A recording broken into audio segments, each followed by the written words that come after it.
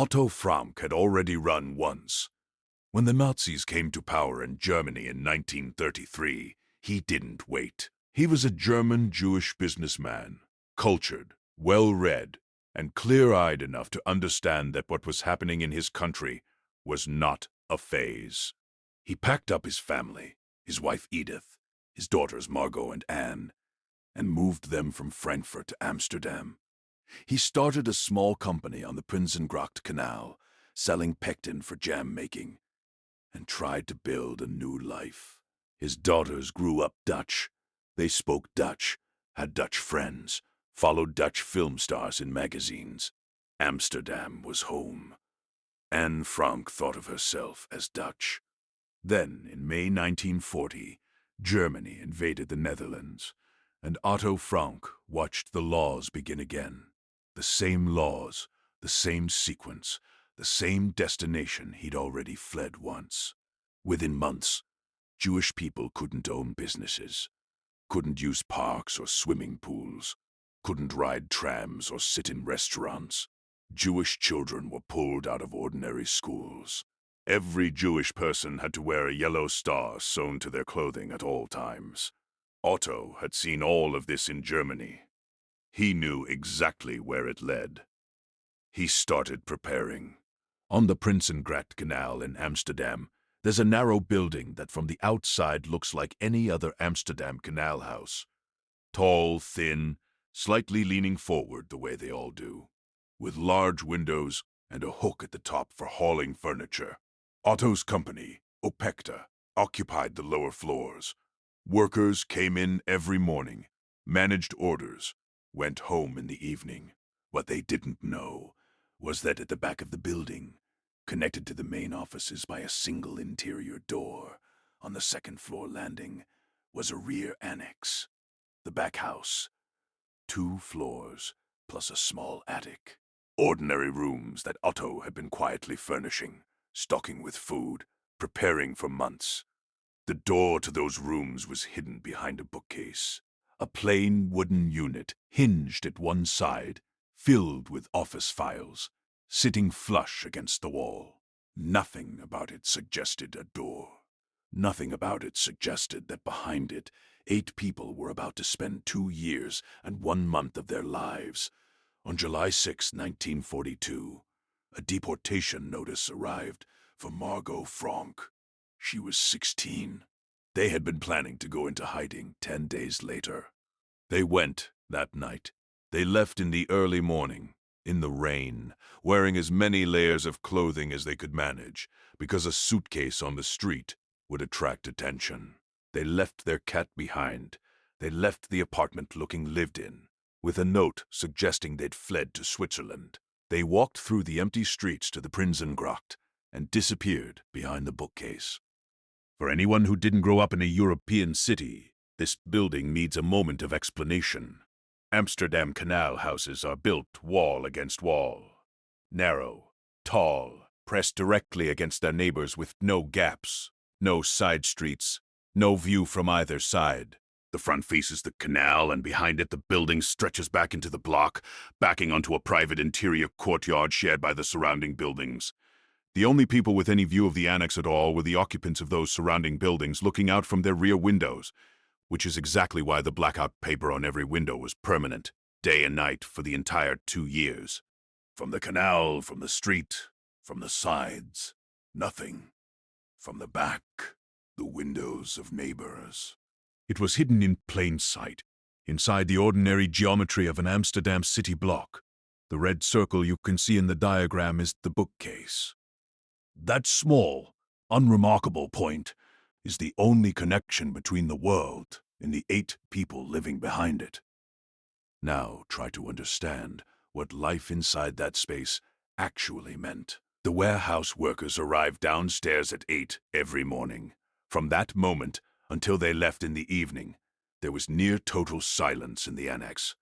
No flushing the toilet, no running water, no cooking. The smells might drift downward. No shoes on the floorboards. No raised voices. No arguments above a whisper. No coughing that could be heard below. 8 people lived like this for 25 months. The Frank family shared that space with 2 others. Hermann von Pels was Otto's business partner. He arrived with his wife Auguste and their teenage son Peter a week after the Franks. 2 complete households, 2 different sets of habits and temperaments and fraying nerves, forced together with no escape from each other. The adults argued about food rationing, about noise, about whose fault things were. Edith Frank and Auguste von Pels did not get along. The stress between the families runs through almost every page of Anne's diary. A few months in, a dentist named Fritz Pfeffer arrived and was given the tiny room Anne had been using as her own. She had to share it with him. She called him Dussel in the diary, Dutch for dimwit. It tells you something about how that arrangement went. Underneath all of it, every single day, the knowledge that one sound at the wrong moment, one person who noticed something, could end everything. Anne Frank was born in Frankfurt in 1929. She was loud, funny, opinionated, and relentlessly social, the kind of person who had something to say about everything, and said it. Her older sister Margot was serious, studious, and generally did what was expected of her. Anne did not. Her teachers had complicated feelings about her. Her school friends adored her. She'd been given a diary for her birthday 3 weeks before they went into hiding. She wrote in it almost every day. What started as a teenage girl recording her thoughts became, over 2 years in that covered room, something considerably more serious. Anne Frank wanted to be a writer. She said so plainly. She wanted to live in Paris after the war, publish books, be read and known. She wasn't writing in her diary because she had nothing else to do. She was developing, deliberately, as a writer, and the diary was her material. In March 1944, she heard a Dutch government minister on the radio asking civilians to preserve their diaries and letters for the historical record. She went back to the beginning of her own diary and started rewriting it. Not preserving it, rewriting it. She changed names, restructured entries, sharpened her prose, gave it a title, The Secret Annex. She was 15 years old, and she was editing her own work the way a professional novelist would. She never got to finish it. What the world eventually read was her father Otto's edited version, drawing on both her original entries and her rewrite with his own changes. It was published as a diary. It was received as a diary. It became one of the most widely read books in the world. But underneath the book, the world knows is the outline of the book she was writing, the writer she was becoming. In another life, she survives the war. She moves to Paris. She publishes. She becomes someone we read because of what she created, rather than because of what was done to her. She never got the chance. They couldn't have survived a week without help. A small group of Otto's employees knew what was happening behind that bookcase and chose, every single day, to protect it with their lives. If they'd been caught, they'd have been deported. They brought food, medicine, books, news from outside. They managed the business downstairs while 8 people lived silently above them. They never told anyone. The one you need to know is Miep Gies. Miep was Otto's secretary. Austrian-born, practical, unsentimental, deeply decent. She was in her mid-20s when the Franks went into hiding, and she'd worked for Otto long enough to know exactly what she was agreeing to when he told her his plan. She said yes, without hesitation. Every day for 2 years she climbed those stairs with groceries, with news, with whatever she could find. She did it without drama, without asking for recognition. Feeding 8 people in hiding was a logistical problem that could have ended everything on its own. Miep visited multiple food markets and supply stores every day, never buying more than a single shopping bag at a time. Anything more would attract attention. Her husband Jan was connected to the Dutch resistance and obtained forged ration cards. Fake documents made to pass as official, produced by resistance networks at enormous personal risk to everyone involved. Bep Foskowel took care of bread and milk. Kugler and Kleiman kept the business running and brought books and magazines. Miep's job was meat and vegetables. She still has a shopping list that Herman van Pels wrote for the butcher, found years later in her coat pocket. Over time, she built relationships with black market suppliers who could get goods the ration system couldn't provide. Otto had prepared well before going into hiding. A stock of 150 tins of canned vegetables was part of the initial supply. As for money, Otto's business was still operating downstairs, so there was income. The black market cost far more than regular prices, but there was cash to fund it. Anne wrote in her diary, "Miep has so much to carry, she looks like a packed mule. She comes around nearly every day, scrounging for vegetables and then bicycles back, with her purchases in large shopping bags." Oh, when people later called her a hero, she pushed back. She said she was doing what any decent person would do. Then she said the uncomfortable part, that not enough people did. She was right. The Netherlands had a higher rate of Jewish deportation than almost any other occupied Western country. Roughly 75% of Dutch Jews were killed, a higher proportion than France, Belgium, Italy. The country that Anne Frank called home did not, on the whole, behave like Miep Gies. On August 4th, 1944, the Gestapo arrived at the Prinsengracht. Someone had told them. The hiding place was raided. All 8 people were arrested. In the chaos after they were taken, Miep went upstairs alone and gathered Anne's scattered papers from the floor. She didn't read them. She put them in her desk drawer and kept them there, hoping Anne would come back to collect them herself. Anne didn't come back. Miep Gies lived to be 100 years old. She died in 2010, honored as one of the righteous among the nations, the title given to non-Jews who risked their lives to protect Jewish people during the Holocaust. She spent her last decade speaking to schoolchildren about what she'd done. She always said the same thing.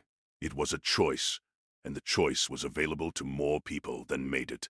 The question that was never fully answered is, who told the Gestapo? For decades, various theories circulated. Names were investigated and cleared. The case sat officially unsolved. Then, in 2022, a cold case research team published their primary suspect, a man named Arnold von den Berg. But before we get to von den Berg, it's worth knowing the full list, because all 4 main suspects have something in common. They all outlived the war. Every single one of them lived to see liberation, while Anne Frank died in a camp in February 1945, 3 weeks before British soldiers arrived to free it. Willem von Maren was the warehouse foreman, a non-Jewish Dutchman who worked in the building directly below the hiding place. The people in the annex suspected him themselves during those 2 years.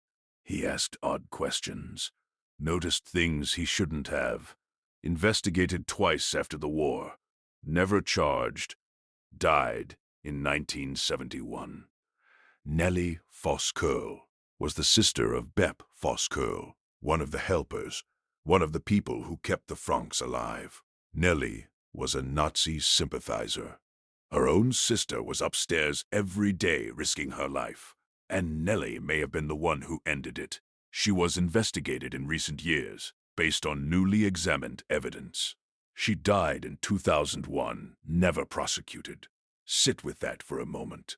2 sisters, one helping the Franks survive, one possibly sending the Gestapo to find them.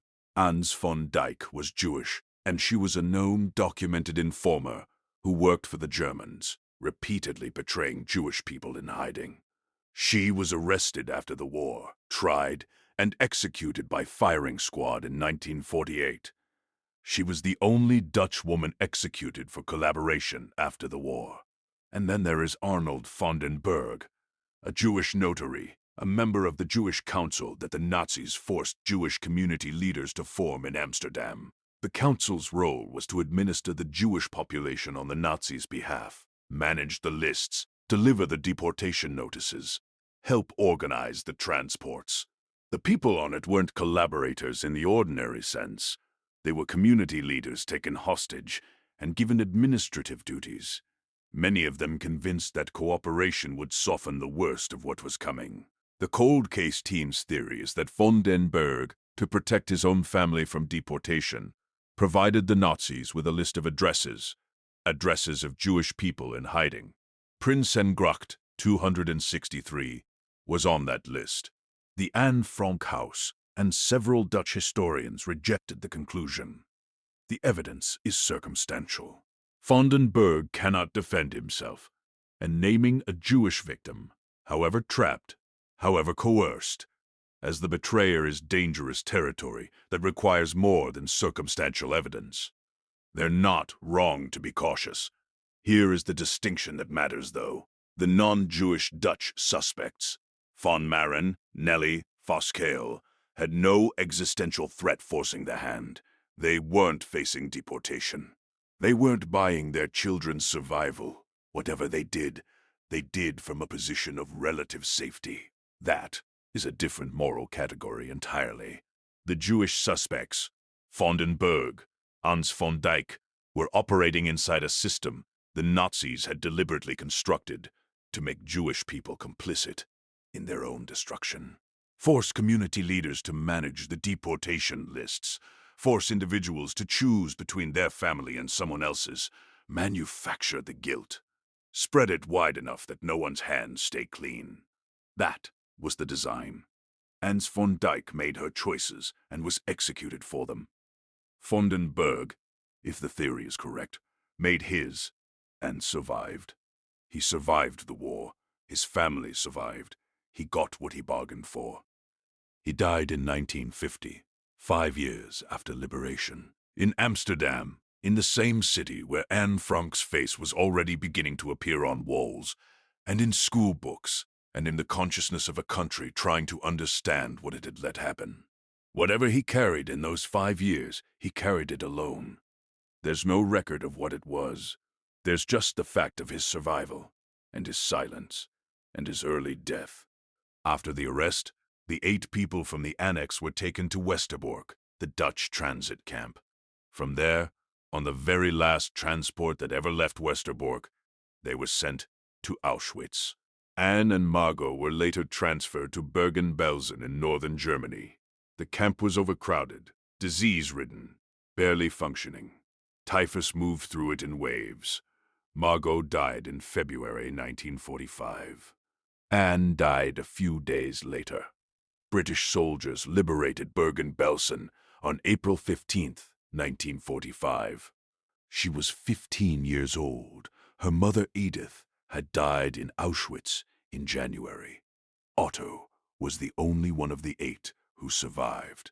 Soviet forces liberated him from Auschwitz, and he made his way back to Amsterdam, not yet knowing his daughters were gone, Miep told him. She gave him Anne's papers. He read them over several weeks, in private, and then he said that in all the years he'd lived with his daughter, he hadn't truly known her. He spent years trying to get the diary published. Dutch publishers turned it down. It finally appeared in 1947. It has since been translated into more than 70 languages and read by over 30 million people. The Anne Frank house on the Prinsengracht Canal receives more than 1 million visitors a year. The bookcase is still there. Her face is one of the most recognized in the world. We know her because of what was done to her. That's the truth of it. She's famous for being a victim of one of history's greatest crimes. She wrote, at 15, from behind a bookcase in Amsterdam, "I want to go on living even after my death." She got her wish.